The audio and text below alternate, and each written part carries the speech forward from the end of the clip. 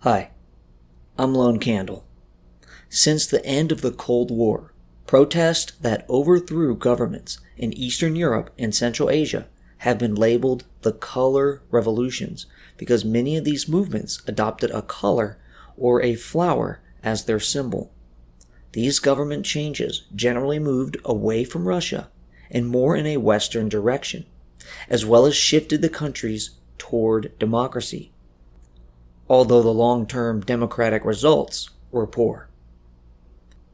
The short list of countries said to have had color revolutions are Georgia 2003 to 2004, Ukraine 2005, and Kyrgyzstan 2005. Serbia 2000 is often also included. A longer list of associated protests include Romania 1996, Serbia 96-97, Bulgaria 97, and Slovakia 98. The 2014 Ukrainian Maidan Revolution is generally not considered a color revolution, but has many similarities. Various protests and regime changes in the Middle East and Asia are also sometimes described as color revolutions.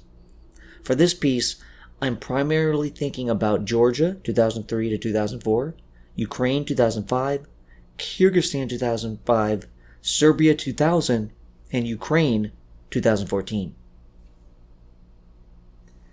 Many claim, especially China and Russia, that these revolutions were caused, created, and or directed by the United States. Such claims don't treat these movements as people protesting and overthrowing corrupt and authoritarian leaders, but as coups fabricated by the United States. After looking into these revolutions, I've concluded that although the United States heavily funded pro-democracy organizations and generally preferred the new governments and the attempted moves toward democracy, the United States did not direct these movements. People in these countries had grievances and disagreements with their governments and pushed to replace them. That said, these revolutions likely would not have succeeded without U.S. help. The U.S. spent money to help locals build civil society, monitor elections, execute exit polling, and build independent media. The U.S. and the West also pressured the semi-authoritarian regimes to not suppress the protests. The United States encouraged democracy and built capacity that could be used to peacefully fight for democracy, and locals used this capacity to create the color revolutions. So, the U.S. was heavily involved, but not in a directive capacity, just in a support capacity. And this support was focused on the ability to push for democracy, not particular opposition parties. Note, I'm not sure if the word revolution is the correct descriptor for these government changes, but it is what they are commonly called, so I'm going to use that term.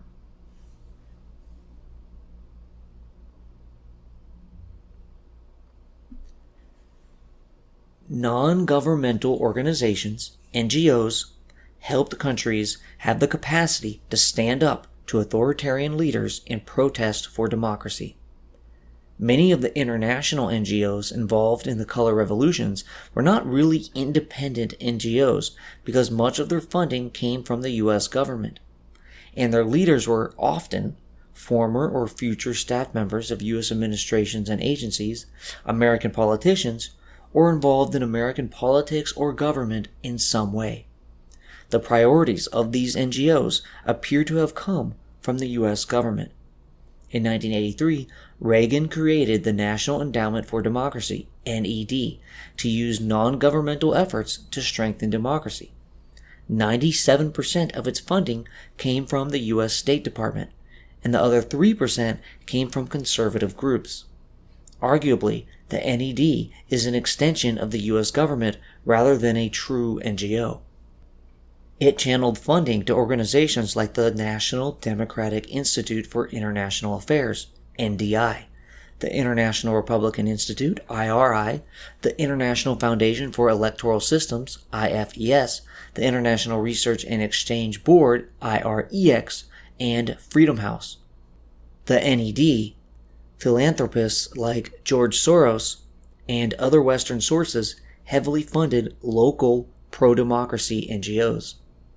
The US government may have spent $14 million on the Orange Revolution, while the 2003 to 2004 Ukraine civil society funding was $57.8 to $65 million. Freedom House and the Soros Foundation also spent lots of money. So, the West heavily invested to prepare countries for democracy, and this amount of money was no small force.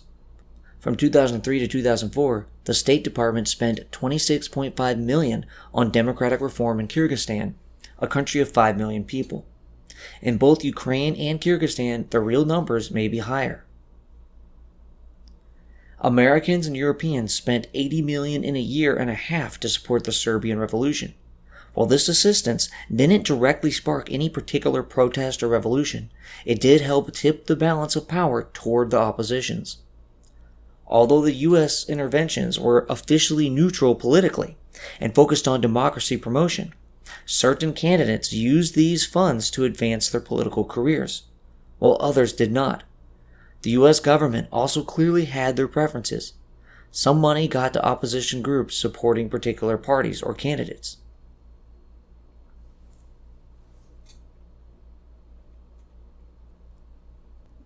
The color revolutions tended to follow similar stories. A disputed election where the semi-authoritarian party in power cheated in the election. Russia explicitly supports the authoritarian and, of course, has no issues with cheating in democratic elections.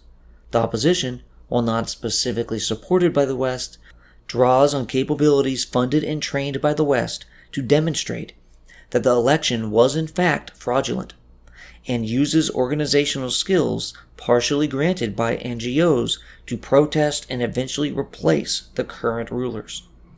Russia is not a fan and claims that the U.S. committed a coup, while the U.S. cheers the advance of democracy. Often, the opposition wants to move the country toward the EU and NATO, while the semi-authoritarian government either wants to remain neutral or lean toward Russia. Usually, the opposition expected the cheating in advance, so was prepared.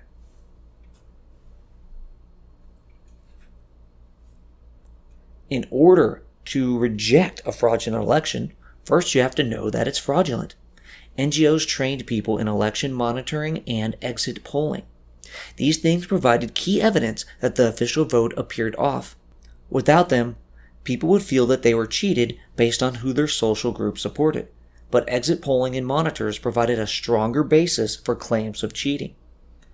Election monitoring had people trained to watch the actual process.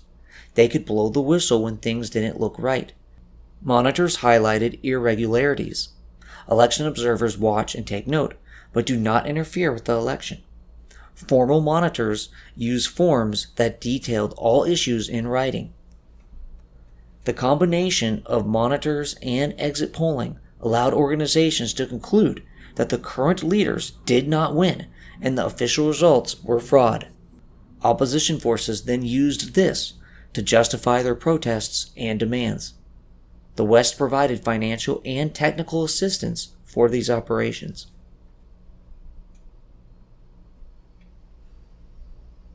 People fought the fraudulent elections by amassing in the streets and protesting. They used civil disobedience and refused to leave the streets until the demands of democracy were met. The mass protests were often complex operations that involved secret planning, the distribution of cameras, teams of therapists and psychologists, heaters, gas canisters, toilets, sleeping bags, transportation, soup kitchens, TV and radio reporting, and tents. This required considerable organization and money. A multitude of protesters needed to be fed and kept warm. Foreign financing and supplies helped with this. Foreign guidance and money helped organize and beef up civil society in these countries. Civil society is collective action around shared interests, goals, or values that is not organized by the government nor the market. In the case of color revolutions, pro-democracy organizations were key parts of civil society that facilitated successful government change. Organizations, which already existed before the election cheating, helped mobilize and support the crowds. Radio and TV stations funded by the State Department gave protesters information about where to gather and what to bring. Some of the activists have commented that without such organizational help, their revolutions would not have been possible. External forces also helped with print newspapers and internet news. People were trained and provided manuals to assist them in organizing the protests and fighting against electoral fraud. Groundwork was also laid by educating and informing potential voters, as well as youth education efforts, including bringing them to countries that had already had a color revolution. The West gave crucial support to voters' rights groups, think tanks, youth groups, and other civil activists and media organizations who were needed for monitoring elections, polling, and giving out information on the rights of voters and violations of these rights. Foreign actors affected the attitude and skills of civil society, its engagement in politics, and helped unite the oppositions. The revolutions, not including Kyrgyzstan, required significant planning.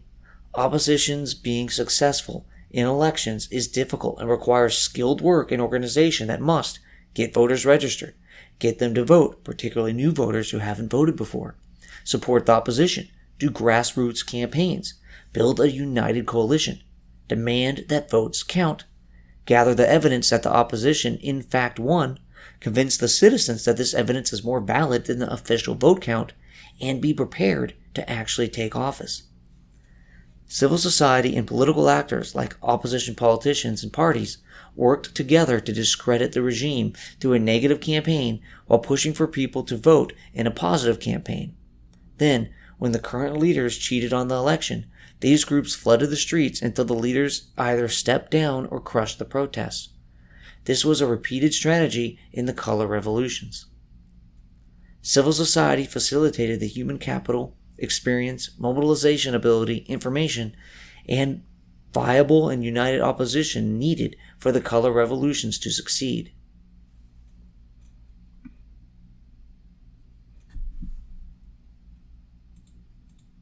The administrations who lost power due to color revolutions were not hardcore tyrants, but ran semi-authoritarian regimes. They desired positive relations with both the West and Russia. After the fall of the Soviet Union, many Soviet satellite countries were open to the West and wanted loans from international bodies. They wanted to play nice, so acquiesced in some ways to Western demands for democracy. This produced semi-authoritarian regimes that allowed some elements of democracy while failing to fully democratize.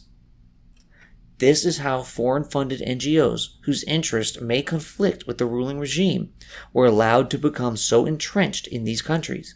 Foreign pressure can allow oppositions and civil society to have the ability to operate in the first place, in society, in the media, with NGOs, and in legislatures.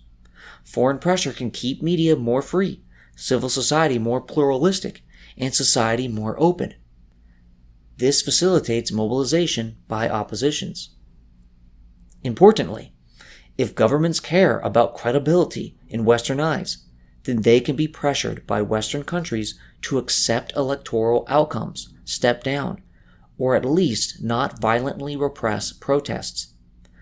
Western pressure to not crush the protest was probably necessary for the success of the color revolutions. No civil society can resist a state that crushes protests with force, not caring for its reputation in the West.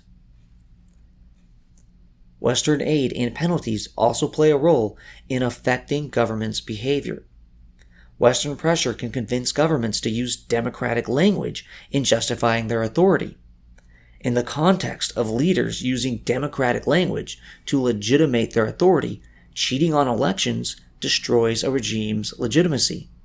Authoritarians like to delegitimize protesters, but foreign pressure can limit their delegitimizing propaganda. And foreign comments on protest and events in country can lend protesters legitimacy. Western governments cheered for the revolutions, recognized their claims as rightful, and declared fraudulent elections illegitimate, giving the protest some legitimacy and the protesters moral support. Ironically, the U.S. gave money to both the semi-authoritarian leaders and the civil society that helped bring them down. the U.S. hoped the leaders themselves would further democratize. Kyrgyzstan was different than the other color revolutions.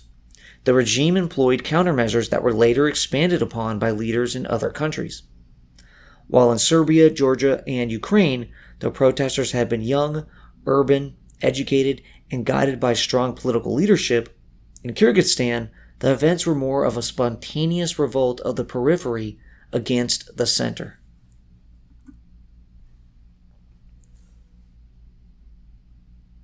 NGOs also tried to give people, including elites, exposure to Western ideas, in hopes that such ideas would win their hearts and minds. Conferences, seminars, and exchange programs were used to this end. The well-financed support and foreign contact helped spread democratic ideas, values, and norms. In order to make change, masses had to actually alter their attitudes and opinions and be willing to take action. The ideology of the leaders mattered greatly. If they thought violent repression would be good for society, if their ideology justified such actions, or if they were willing to accept Russian troops to crush the protest, there would have been no revolutions. Foreign influence can help elites see alternative ideologies. The West and the local opposition often focused on allies within the government who could help turn it over to them and prevent repression.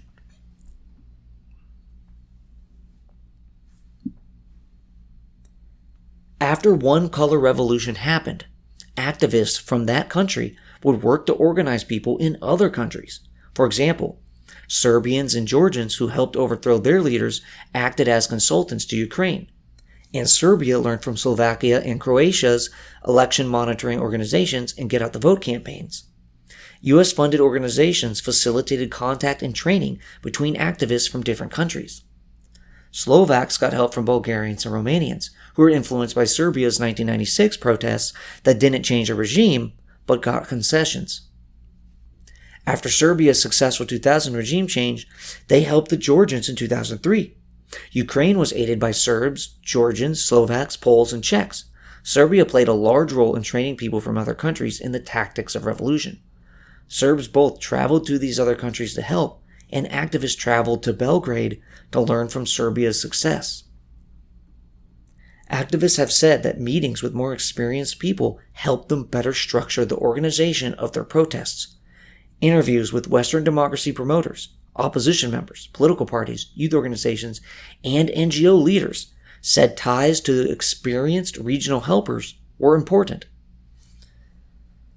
Successful color revolutions not only provided direct help to protesters from other countries, but shined as inspiring examples. Knowing a previous revolution succeeded can facilitate believing that one's own revolution can succeed.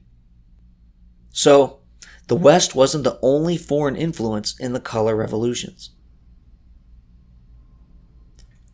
Similar to the color revolutions, the 2014 Ukrainian Maidan Revolution that saw mass protest and a change in leadership was facilitated by U.S. democracy promotion, but not solely caused or initiated by the U.S. The U.S. supported media and NGOs, but the movement was not controlled by any foreign force. Some have claimed that the U.S. sparked the Maidan Revolution or had control over it, but the evidence for this is weak. Senators John McCain and Chris Murphy met with the protest leaders and announced their moral support, while U.S. Assistant Secretary of State Victoria Nuland handed out sandwiches, but this amounts to moral support, not control. In a leaked phone call, Nuland and the U.S. ambassador to Ukraine talked about their preferred candidates, but that is not hard evidence that they got to choose. One can discuss a preference without having any control over the outcome. I prefer nice, cool weather, and am happy to tell you about it, but that doesn't stop it from being 110 degrees. The U.S. gave moral support and pro-democracy funding, but didn't orchestrate the unrest. Unlike the color revolutions, Maidan saw violence from both some protesters and government security.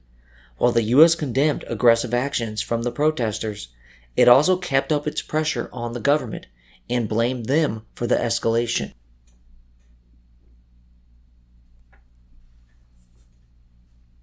The U.S. is not simply motivated by love for democracy, but also other interests. key among them being energy, security, and political stability. When a Russian airbase was opening in Kyrgyzstan, the US was unhappy and their pro-democracy efforts increased. In 2005, Azerbaijan's autocracy rigged its parliamentary elections, but didn't have Western public relations and NGOs amassed against them. This may have been because the regime had supported American and British energy interests in the region. In 2005, Uzbekistan's autocracy defeated mass protests, killing 500 people. But the US accepted the Uzbek government's story that Islamic terrorists were at fault. The US has long had a policy of supporting our dictators and our sons of bitches, while decrying others as monsters, based on how well those authoritarian regimes support US interests. This, however, doesn't mean that the United States does not have a genuine preference for democracy. Americans and their leaders truly love freedom for themselves and others and would prefer if all peoples could live outside the grip of dictators and in a society where they can speak freely and have fair and free elections. However, this isn't all they care about, and their ability to influence regimes in other countries is limited. So the US and the West more generally have to pick and choose their battles. Furthermore, Russia was also involved in the color revolution countries.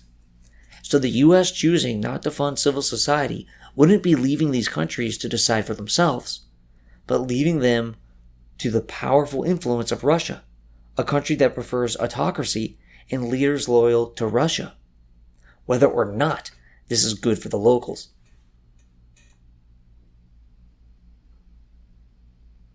At some point, color revolutions seemed to stop working. This is likely because governments saw the problem and became more adept at stopping them. Governments actively work against the strategies of color revolutions and are willing to oppress when they see the threat getting out of hand. Before, regimes were slow to realize what was happening or were fractured, and some members of the ruling regime helped the protesters. In Uzbekistan, Kazakhstan, and Turkmenistan, the rulers were prepared, minimized defection, and had effective countermeasures. Authoritarians use a mix of repressive and preventative tools. They try to extinguish foreign influence by such actions as closing universities and organizations where pro-democratic influence, learning, and organization may take place. They let it be known that protest may be violently repressed. Dictators learned to close down civil society funded by outsiders and to not tolerate protesters. They formed their own pro-regime civil societies and groups. Authoritarian states responded to election monitors by delegitimizing them, banning them, and using their own monitors who were usually shills for the current government. Russia and China support dictators with money and legitimacy to counter Western organizations. The West also lost some interest and didn't want to take a hard line on funding civil society when regimes hostile to that had energy that the West wanted. The West also didn't want to push such regimes into the arms of Moscow. By spending on key capabilities in societies willing to fight for change while their governments were unwilling or unable to crack down, the US and other actors facilitated color revolutions. Once those conditions are gone, Western spending is less effective. Consolidating democracy in societies without a history of democracy is hard. In cases where democracy did not consolidate and the countries quickly fell back into an authoritarian or semi-authoritarian government, those color revolutions were not regime type changes, but just regime changes. Anti-Western elites were replaced with pro-Western elites, but the government type didn't change much or for very long.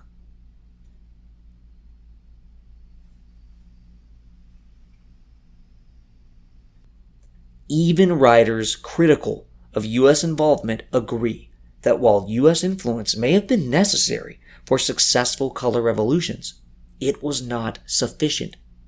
There needed to be a real desire for change and people willing to work and put their neck on the line. So, U.S. interventions had a real effect.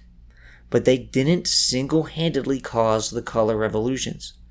These were not coups led by a small group of American agents, but mass movements, including demonstrators that deeply desired change, and who were helped in replacing their rulers by the organization, money, know-how, and diplomatic pressure given by Western countries. Exporting democracy only works when people are willing to import it. Money for stickers and paint only matters if there are locals willing to wear those stickers and willing to paint a pro-democracy message.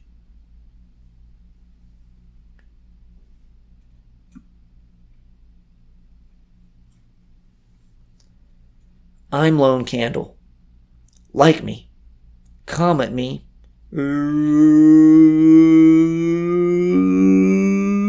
Love